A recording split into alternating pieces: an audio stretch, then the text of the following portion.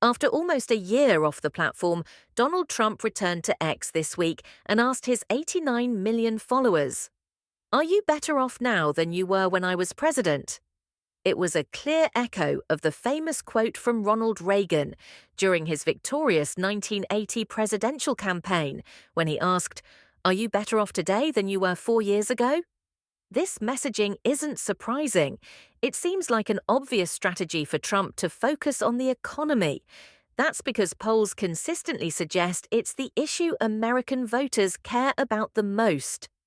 One such poll conducted by The Economist and YouGov in recent days listed inflation, prices, and jobs and the economy among voters' top concerns.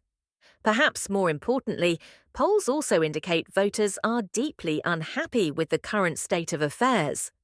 That seems like a perfect situation for any presidential challenger. But in an election that's been transformed by Kamala Harris taking over from Joe Biden as the Democratic candidate, Trump seems to be struggling to land his simple message on the economy. It is less than a month since he was on stage at the Republican National Convention looking unbeatable, having survived an assassination attempt and riding high in the opinion polls. Now he has lost that lead and seems to have lost his way. Meanwhile, in the opposition corner, Ms. Harris is riding a wave of excitement and enthusiasm that he is finding difficult to counter.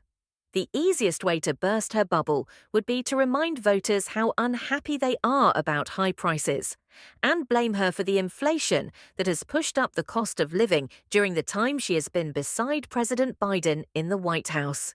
One of the reasons Trump is failing to land that message is the Harris campaign's strategy of putting proposals to try to lower the cost of living at the heart of her pitch.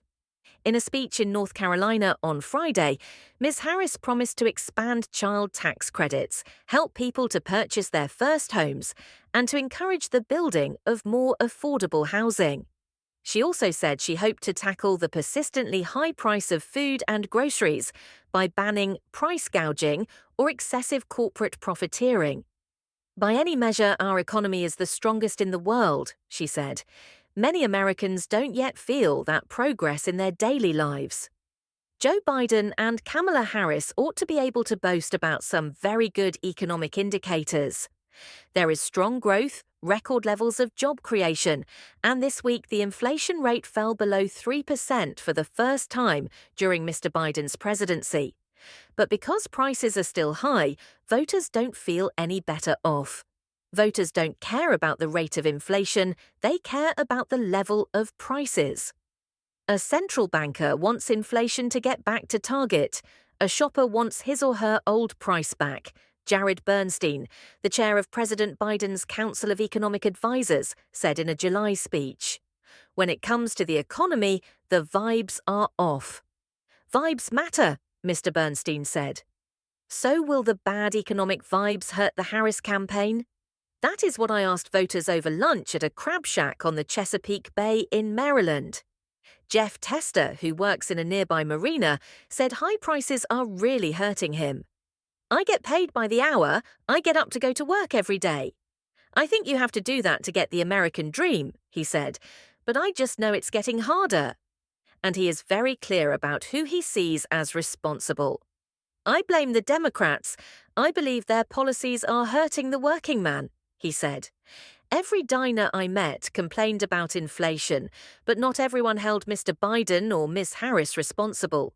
Dan Nardo, a retired boat broker, said he believed the pandemic, oil prices, foreign wars, and supply chain issues have more to do with price rises than the US president. His friend Randy Turk, a retired lawyer, told me that he felt a new administration is likely to follow a similar path to try to reduce inflation, regardless of who wins. "It's not like a different president can really make that much of a difference," he said. Ms. Harris struggled for prominence and media coverage during most of her time as vice president. Previously, that was seen as a weakness. But if it means she can emerge untainted by Bidenomics, It could be one of her greatest strengths. Ruth Igielnik, polling editor at the New York Times, says the latest data she has collected suggests voters very much tied their negative feelings about the economy to Joe Biden. Talking to me on the BBC's Americast podcast, she explained that in her polling, Trump is still favoured on the economy, but where he once had an 18-point lead over Mr. Biden, he now leads Ms. Harris by only about 8 points. That makes me think voters aren't necessarily attaching their feelings about the economy to her, she said. A separate poll this week conducted for the Financial Times and the University of Michigan Ross School of Business indicated Ms. Harris holds a narrow lead over Trump on who Americans trust to handle the economy. No wonder Republicans are publicly begging Trump to focus on the issues, the economy in particular, and stop launching personal attacks against Ms. Harris.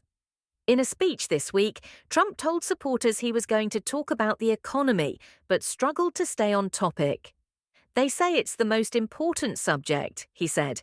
They, referring to his advisers and strategists who believe this is his strongest line of attack. I'm not sure it is, but they say it's the most important, he added, before going on to list immigration, crime, and the way Ms. Harris laughs as top issues.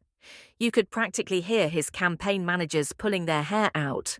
Voters don't care about personalities or who is drawing larger crowd sizes, said Matt Terrell, former chief of staff for Marco Rubio's presidential campaign. Independent, undecided, swing voters in key states care about the economy and inflation, so just focus on those core issues, he said.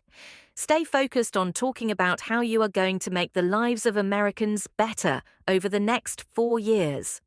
It was back in 1992 that the Democrat Jim Carville coined the slogan, "It's the economy, stupid," while he was working on Bill Clinton's presidential campaign.